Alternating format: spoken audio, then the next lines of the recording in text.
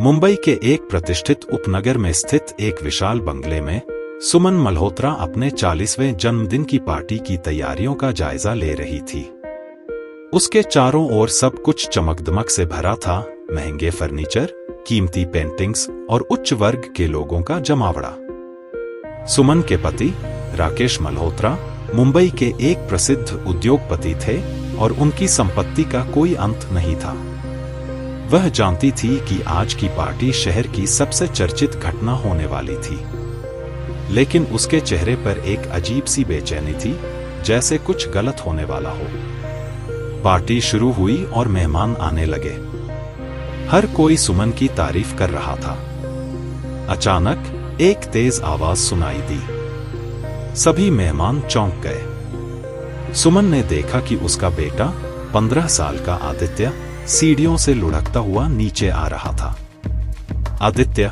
सुमन चीखी और अपने बेटे की ओर दौड़ी। मेहमानों में खलबली मच गई। किसी ने एम्बुलेंस को फोन किया। अस्पताल में डॉक्टरों ने बताया कि आदित्य को एपिलेप्सी का दौरा पड़ा था। यह कोई आम बात नहीं थी। जांच में पता चला कि आदित्य को एक दुर्लभ न्यूरोलॉजिकल बीमारी थी, जिसका कोई इलाज नहीं था। सुमन और राकेश के लिए यह एक बड़ा झटका था। उन्होंने दुनिया के हर कोने में इलाज की तलाश की, लेकिन कहीं कोई उम्मीद नहीं दिखी।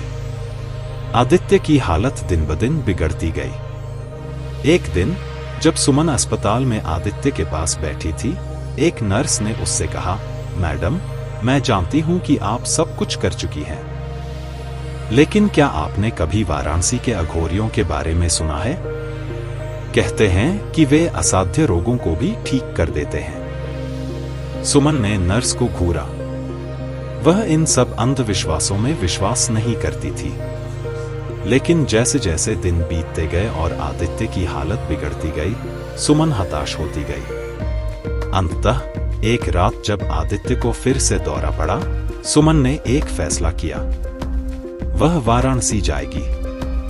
वाराणसी पहुंचकर सुमन को एहसास हुआ कि यह दुनिया उससे कितनी अलग है।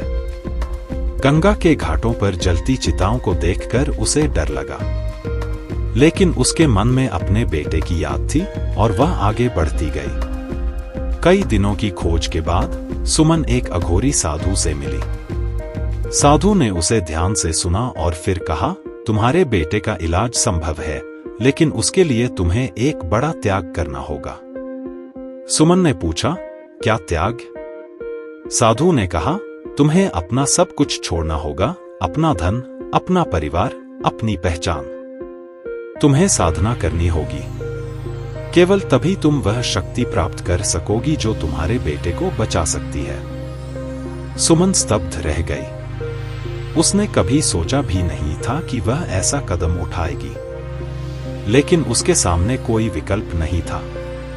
उसने गहरी सांस ली और कहा, मैं तैयार हूं। अगले कुछ महीनों में सुमन का जीवन पूरी तरह बदल गया। उसने अपने बाल कटवा दिए, अपने महंगे कपड़े त्याग दिए और एक साधारण सी साड़ी पहन ली। शुरुआत में यह बहुत कठिन था। कई बार उसका मन किया कि वह सब छोड़कर वापस अपने आरामदायक जीवन में लौट जाए, लेकिन जब भी ऐसा होता, वह अपने बेटे आदित्य के चेहरे को याद करती और फिर से दृढ़ हो जाती। धीरे धीरे सुमन को अघोर साधना का रहस्य समझ में आने लगा। वह समझ गई कि अघोर केवल एक अलग जीवन शैली नहीं है, बल्कि जीवन और मृत्यु के बीच के संबंध को समझने का एक गहन मार्ग है। अचानक एक दिन सुमन मुंबई लौट आई। वह सीधे अस्पताल गई जहां आदित्य भर्ती था। डॉक्टर और नर्स उसे पहचान नहीं पाए। वह चमचमाती, अमीर महिला नहीं थी। उसकी आंखों में एक अलग तरह का तेज था। बहुत मुश्किलों के बाद सुमन अपने बेटे के कमरे में पहुंची। उसके करीब जाकर सुमन ने उसके माथे पर हाथ रखा और वही खड़ी होकर आंखें बंद करके कुछ बोलने लगी। उसके बाद सुमन हॉस्पिटल से बाहर आ गई। मुश्किल से आधा घंटा बीता होगा कि डॉक्टर हैरान रह गए। आदित्य मामा पुकारने लगा, जबकि बीते कई महीनों से आदित्य ने एक शब्द नहीं बोला था। सुमन के पति राकेश ने जब यह सुना तो वह बेटे को देखने के लिए दौड़ा और उसके बाद अस्पताल से बाहर सुमन को ढूंढने लगा। उसने सुमन को देखा और पहचान लिया। सुमन, तुम ये क्या? सुमन ने मुस्कुराकर कहा, राकेश, मैंने वादा किया था कि मैं हमारे बेटे को बचाऊंगी और मैंने अपना वादा निभाया। राकेश की आंखों में आंसू आ गए। वह सुमन को गले लगाना चाहता था, लेकिन वह अब पहले जैसी नहीं थी। उसके चारों ओर एक अलग ही ऊर्जा थी। सुमन ने कहा, मैं अब वापस नहीं आ सकती। मेरा रास्ता अलग है।